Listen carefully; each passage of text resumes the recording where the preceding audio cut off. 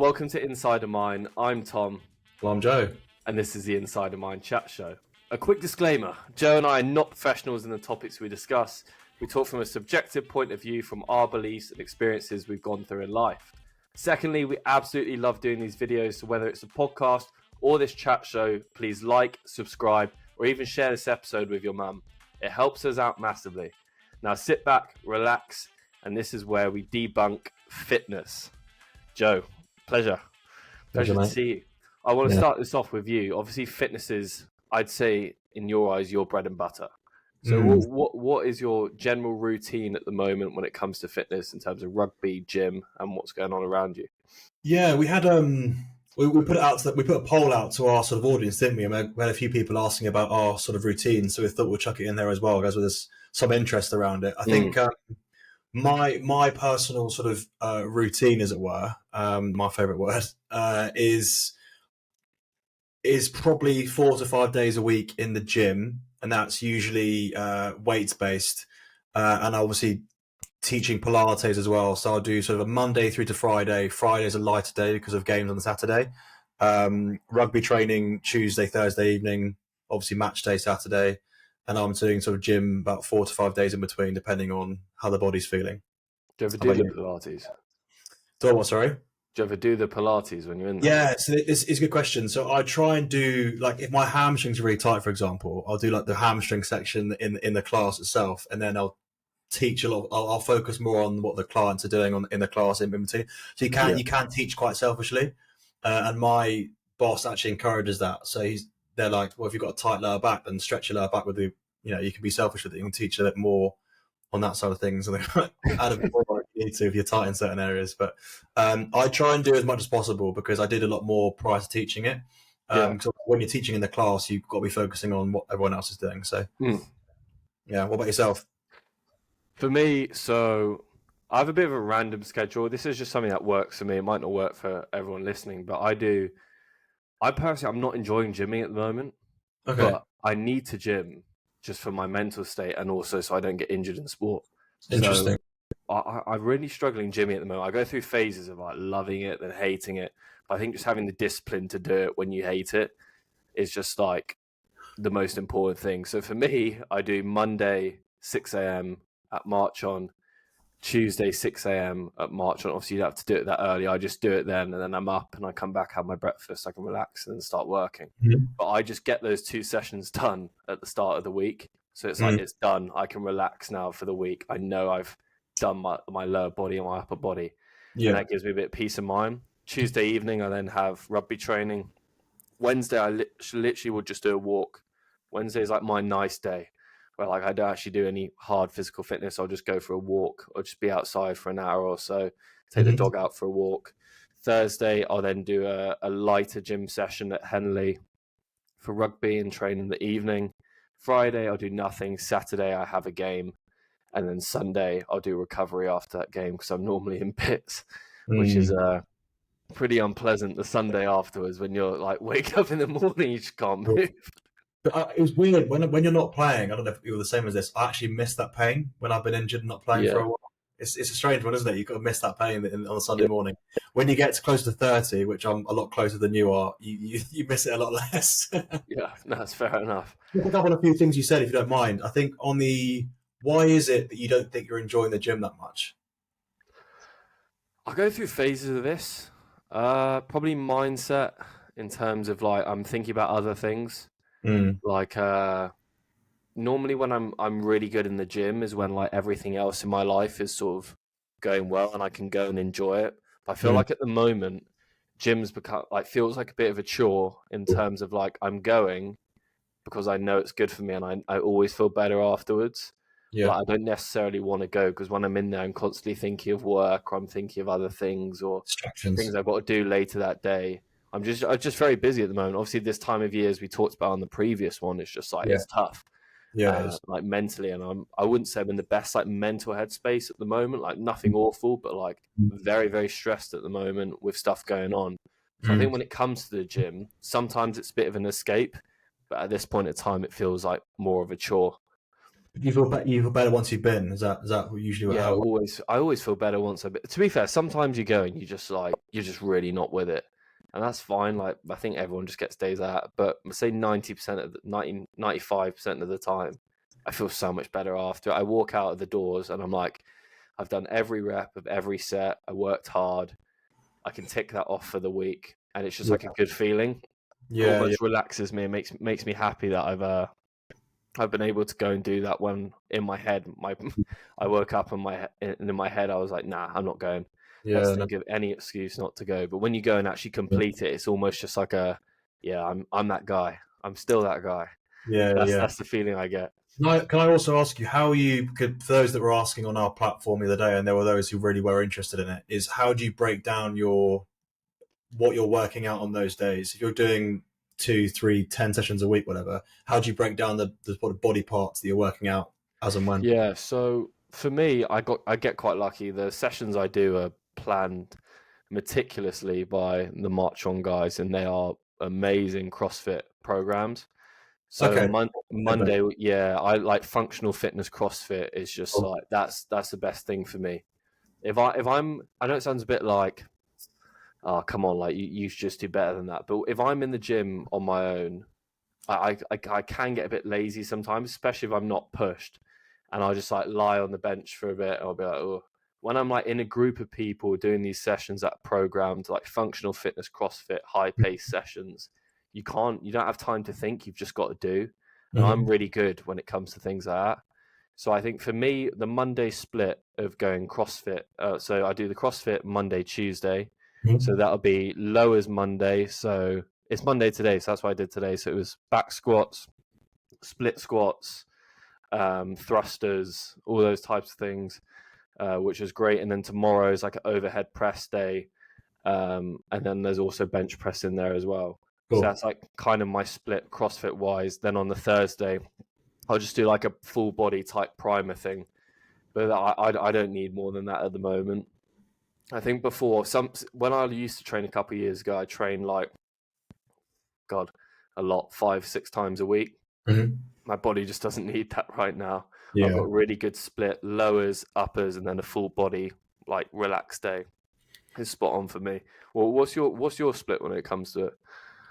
I used to be quite religious on this, so I used to do. It depends also on the time of year. Much similar to you. If I'm in a better headspace and I'm not playing rugby, for example, like in the summer, and I'm playing intermittent sevens, I can train 5, 6 days a week, and I can do a push pull legs push pull, for example, and have like a functional sort of more relaxed day on the sixth or seventh, whatever. Whereas now I sort of gauge how I'm feeling, so I could do like today, for example, like chest and shoulders because I felt like doing that. That's the day I enjoy the most. And then tomorrow I'll do back, and I'll do legs.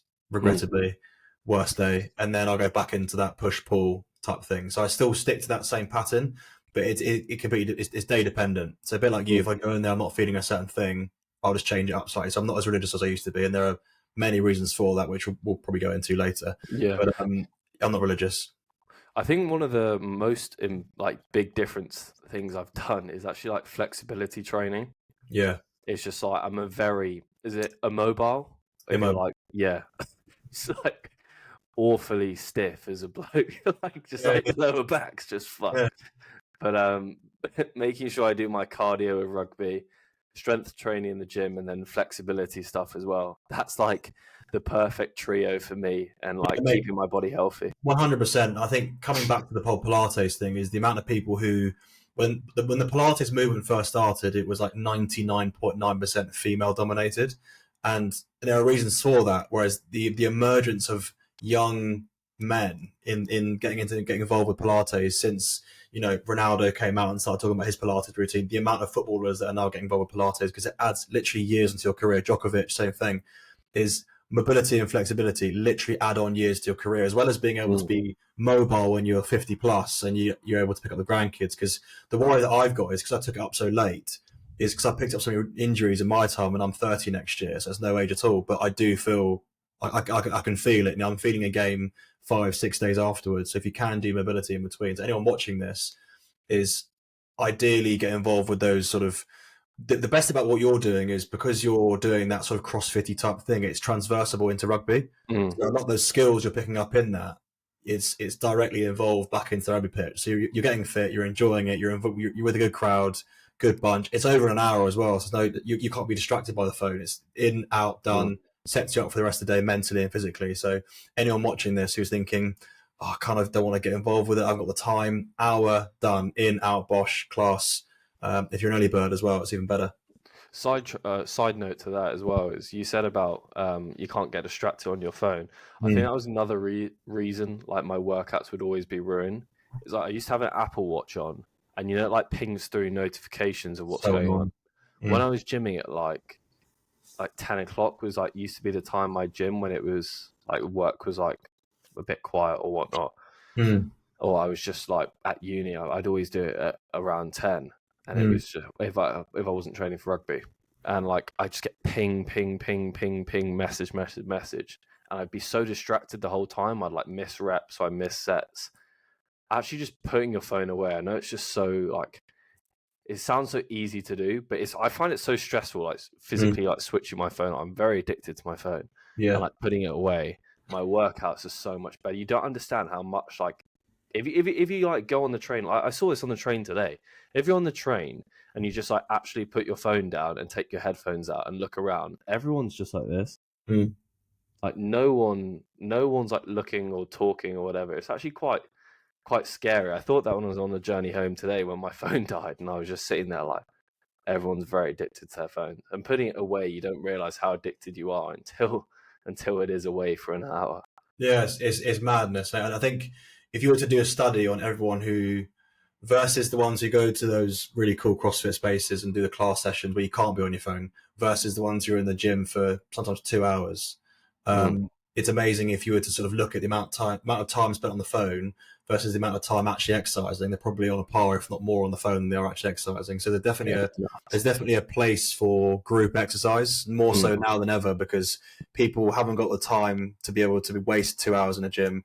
It's not particularly motivating, and people find it hard to motivate themselves. And if everyone was able to motivate themselves really well, there wouldn't be a need for me what I do. So like Mm. everyone needs a PT, in my opinion. Like I'll die by that. Everyone needs a PT. It's whether you can find an alternative to that, or or if you can afford it, great. But the amount of people that are in the gym that actually are able to do an hour session on their own are slim to none. It's such a small Mm. number. How do you stay motivated if you're going to the gym?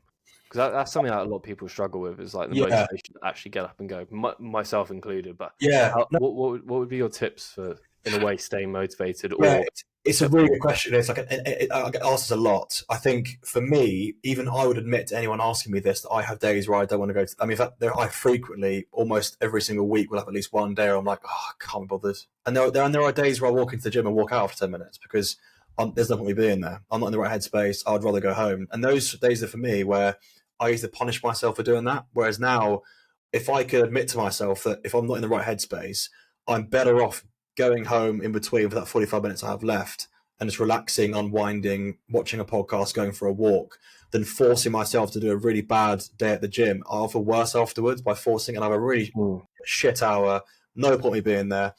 And actually, a really interesting conversation today with someone, and they were saying exactly the same thing. They will give themselves extra days off if they need to, rather than force themselves to go every single day. So my advice is consistency is key for sure, but also don't punish yourself if you don't go. Mm. Allow yourself time to recover. If you aren't in the right headspace, don't force yourself to. But equally, remind yourself why you started going. Is what I would say. Mm. Is if I'm ever having doubt and I know I can go, I'll go. Remember how good you'll feel after you've done it, and I always Yeah. do. And the same as you, like you always feel $1,000,000 after that. And like with your early starts, which aren't for everyone, by the way. I wouldn't say to anyone watching this, you have to get up at 5 a.m. to go, because it isn't for Yeah. everyone. Some people work better in the evenings. It sets you up so much nicer for the rest of the day. And equally, if you do go in the evenings, you'll sleep like a dream. Mm. Yeah, I'm not an early riser, by the way. I literally will roll out of bed, have my clothes right next to the bed, put them on like a zombie downstairs. But I just do it. I've kind of gotten a bit used to it now. It's like, I hate the early mornings at the moment, but I It, know I now, know I hate myself more if I don't do it yeah, when I yeah, when I have it planned and booked in. And I Yeah. think the days I have skipped them, because I've skipped them a couple times, I always sit there for the rest of the day like, such pussy. And like, like mentally beat yourself up where Yeah. it's just Oh, like, no, yeah, man, I know exactly what it's like. I know exactly what it's like. I think also it's hard this time of year to get motivated because it's pitch black. So if you're getting up at 6, it's not light for another 2 hours. It's that's not nice. miserable. It's miserable. It's so miserable. It It was is. raining and freezing this morning. It's I was like, oh, horrible. why am I doing this? Yeah, the temptation to lie in bed is just so much greater than actually going to do any exercise. Yeah, I Yeah. agree. I know you're big on your targets for stuff as well. Have you ever looked at smart targets? That was going to be something I looked at the other day. Smart target, as in when you break it down to this sort of is it anagram for. Yeah, so like SMART. Oh, I could be wrong here, but from memory, it's like specific, measurable, achievable, realistic time bound. Yeah. Have you Yes. ever used them, or is that just a bit of a not a bit of a hoax, but just a bit Yeah, of no, like a it's pretty not at thing? all. I think inadvertently I do. If I do that, I'll work harder towards something. So like with you, for example, if you know you got to get better at something in rugby, it gives you an achievable target to be able to get better at, and you can target something specifically. But for me, if I wanted to run a half marathon, well, I know I got to start running. So yeah, my advice to anyone would be if you have got targets, make sure they are smart, achievable, measurable, that kind of thing, and and give yourself a time. The time bit's really important for me as well. If you've got like a wedding in 6 months, you've got something in the diary that you can really aim towards, and that really helps people. I think. So like the whole we talked about last time is the whole new year, new me thing, and those targets seem to wane pretty quick when gyms are packed January 1st, 2nd, and then 2 or 3 weeks later they're empty again. Still in there. Yeah, that's bad. Well, Yeah. what's your view on the whole like new year, new me thing? Because in my opinion, if you're waiting to the new year to start a new goal, you're just never going to do it. That's just my opinion. If you're Yeah. like, oh, I'll do it in the new year, I'll get a great start to the year. It's just like, well, why not do it now? And then when it comes to the new year, you're already like 3 weeks ahead, and you're in a better place than you were. That's just my opinion, but No, I understand why people do it. I agree. I agree to a certain extent. I think most people will just go into the gym, or not just the gym, but any sort of fitness environment without. I can't really think of the right word to use. It's more making sure it's smart before you start doing it. Coming back to what you just said, I think people will just go in there thinking I need to lose weight, and then when they don't lose as much weight as they want to straight away, they give up. And I think people just have this idea that the weight they want to lose, for example, or the fitness they want to achieve will just happen overnight. And the unfortunate thing about is health and fitness is it takes you months and years to achieve, but weeks to lose. And I often use that that's obviously quite a loose term, but I think if you want to run a half marathon and you've never run before and you want to run it by 6 weeks, well, that's not really achievable unless you want to walk it. So I think setting yourself realistic targets, but short-term ones, you'll get a lot more people that stay in the gym for a long period of time.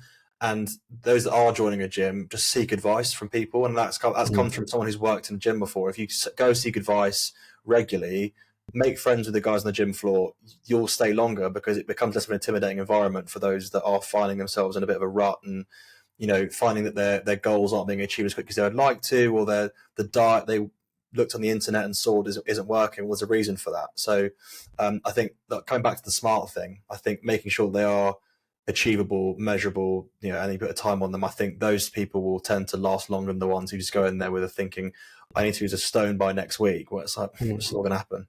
I love the people you meet in the gym.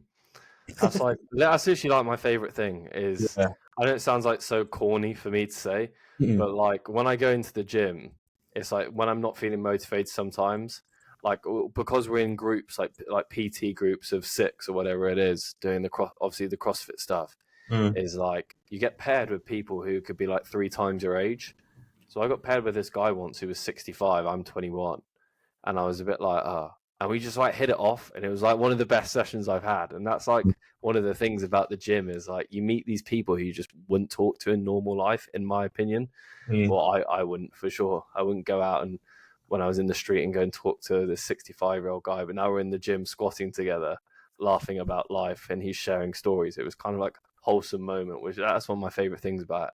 That's what I love, I think, about those small community-based gyms, not the huge industrial ones. I think, which there is a place for that as well, by the way. I think, shout out to like the ones that I know, like New Wave CrossFit down the road from me, Fraser, the owner, is just created like the most unbelievable community in that place, and like in-state, owned by Wes, another good friend of mine. And when you go into these gyms, whether it be intermittently all the time, the people there are just so happy to be there, and there are people from all different walks of life and shapes and sizes, age, abilities, and whatnot. It doesn't matter. Everyone walks in there with the same idea, and they leave so happy. And it's just these little communities they build that the owners generally really care about. It's so good to see. Like you say, you meet people that you would never normally do in work or in social. No one's sitting there on their phones. They have time to be able to ask questions, and it's amazing how much you have in common with people that you never thought you would meet and talk to.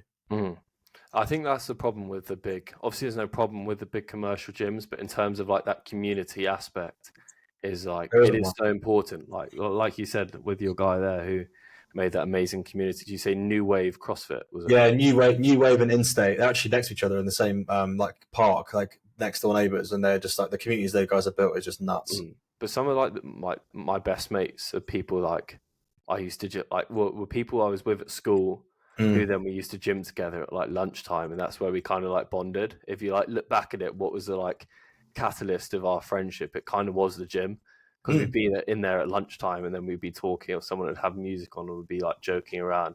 And now like that's where majority of my best mates are from, that and rugby, which is like quite a nice thing when you look back at it. And like you said, you know, like meeting people from all aspects of life, from all different shapes and sizes, who you just wouldn't talk to in day-to-day life. Like today in the gym, I got to know this guy called Joe, really cool guy, and he buys like land for a living, buys and sells land, I think, and like redoes properties. It's just like, that's just quite cool. Like I don't know anyone who does that. It's just someone different. He's 26, lives in Bedford. I was like, yeah, this guy's fucking cool. Like it's just nice to meet people at where you just wouldn't otherwise, because I'm in North London.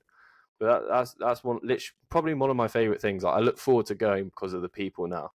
I think it does take a bit of time to build those relationships, but now they've been built, I think it's the best thing. It gets me up, and it gets me in the gym the times I don't want to go.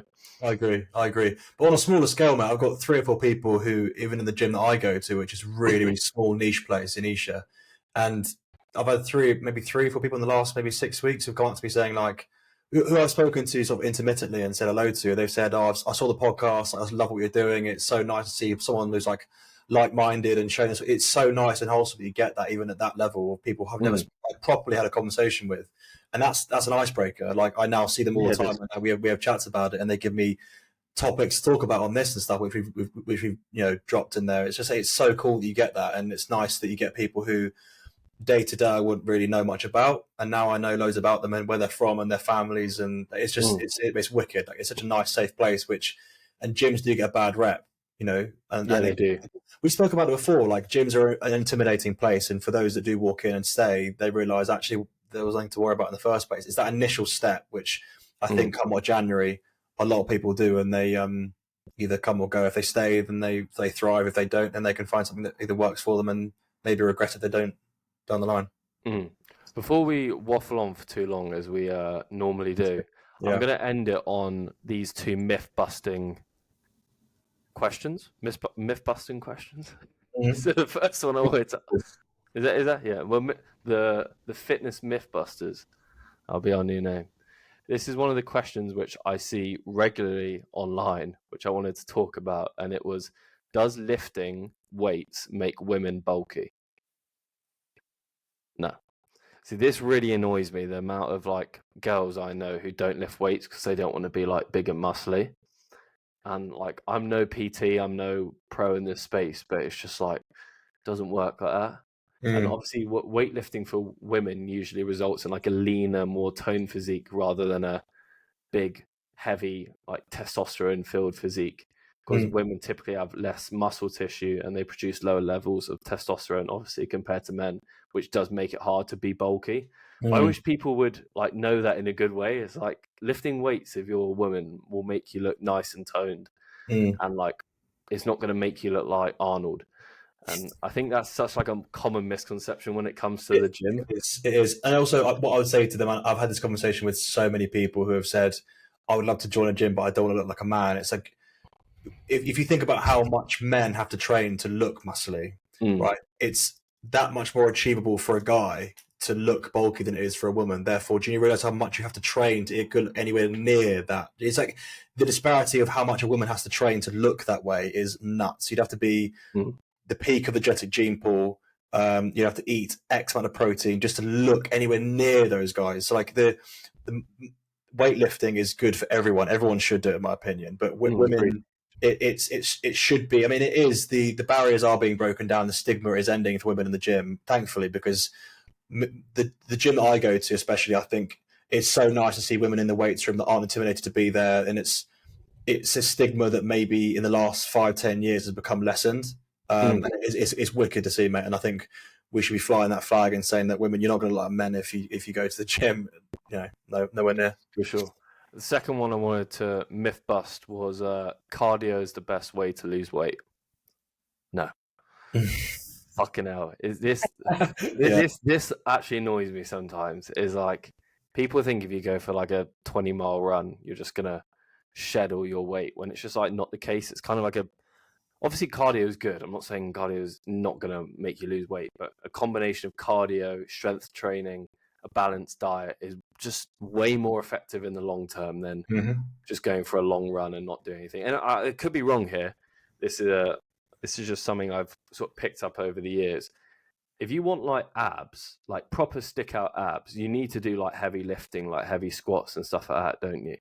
Weight training, like deadlifting. Yeah, you need to do like heavy weights to brace your core. That's correct, right? Yeah. So like working your pelvic floor, obviously ab exercises and weight training are like the best combination for that, and obviously diet as well. So if you're in a calorie deficit, you are doing resistance training. Obviously, cardiovascular, and obviously set like a balanced diet as well. I think that all those things combined create like the best version of like a fitness individual for sure, men and women. Awesome, man, mate. We've gone well over our time, but that's our bread and butter. We absolutely love talking about stuff like that. But normally I say that's our 10 minutes up. I think that was our 25 minutes up of chatting away. We got distracted. I didn't set that timer. But wherever you are, thank you for listening. Also, thanks for all the questions and stuff and topics you guys send in as always. We're trying to cover as many of them.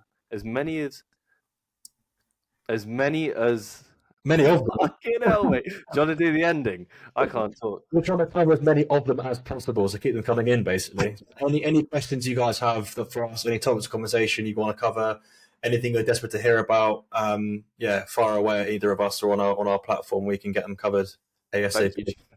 You're welcome. I needed that there. Save me there. But anyway, thank you for watching Inside of Mine. That's it from me. From me as well. And that was episode 4. Woo!